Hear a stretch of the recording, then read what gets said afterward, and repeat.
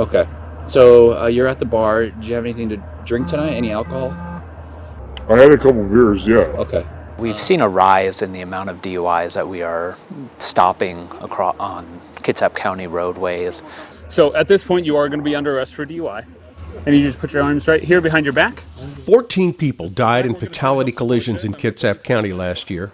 Many of those deaths were caused by people driving drunk or high.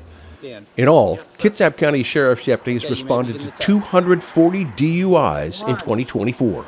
Not only are we stopping and coming across the DUI subjects, but we're also getting dispatched to a lot of motor vehicle collisions and hit-and-run collisions that end up involving alcohol or drugs. Well, I think on the road, impaired driving is one of our biggest problems that we have to address, and it's resulting in roughly half of our fatality and serious injury collisions. This video from a KCSO patrol unit caught a collision on camera as the deputy was responding to an unrelated call. The impaired driver didn't even notice the patrol unit's red and blue flashing lights behind him before losing control of his car.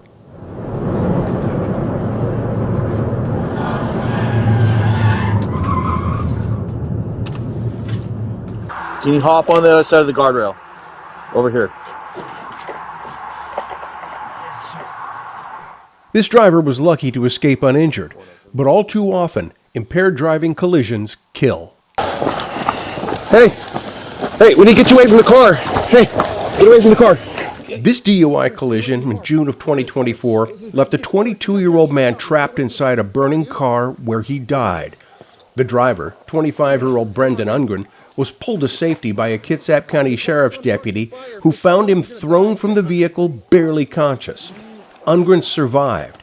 He's now serving a sentence for vehicular homicide in a Washington state prison. Violent and deadly drunk driving collisions like this leave behind families devastated by the death of a loved one. You never ever get over it.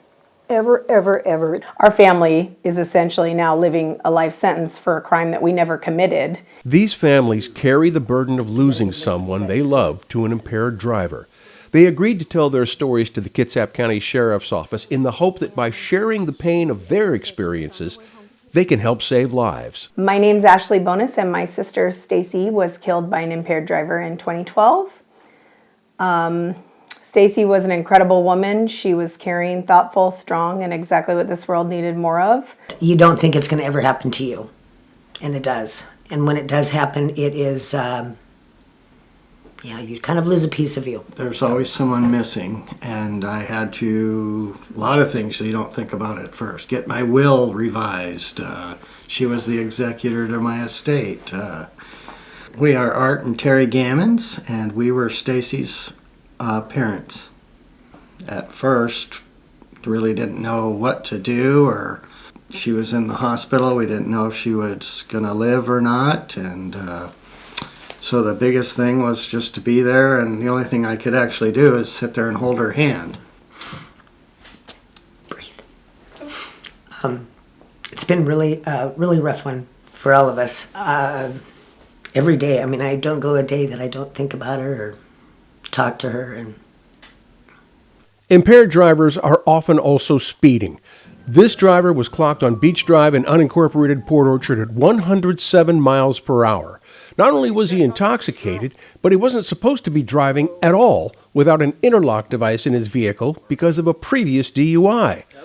The combination of an impaired driver moving at excessive speed can make a collision even deadlier. I'm Joan Davis.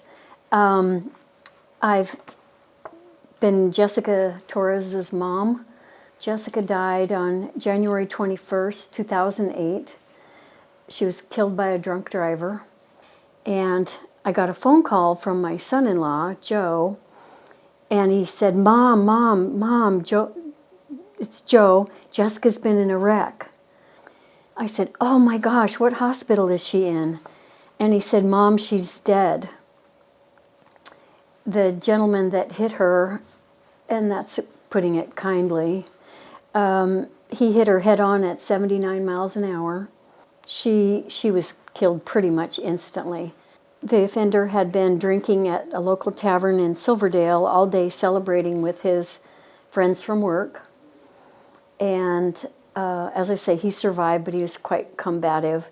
But they ended up, he did get taken into jail, and he had an empty half gallon, not fifth, of Jim Beam in the back of his car. No one's prepared for that call. No one really ever wants to receive that call, and having to have sat with families myself and had to tell them that their loved ones were no longer coming home is one of the toughest parts of this job. Well, my very first death notification I ever did was from a DUI collision, and in that case it was actually the DUI driver that had passed away, and it was a 21-year-old young woman.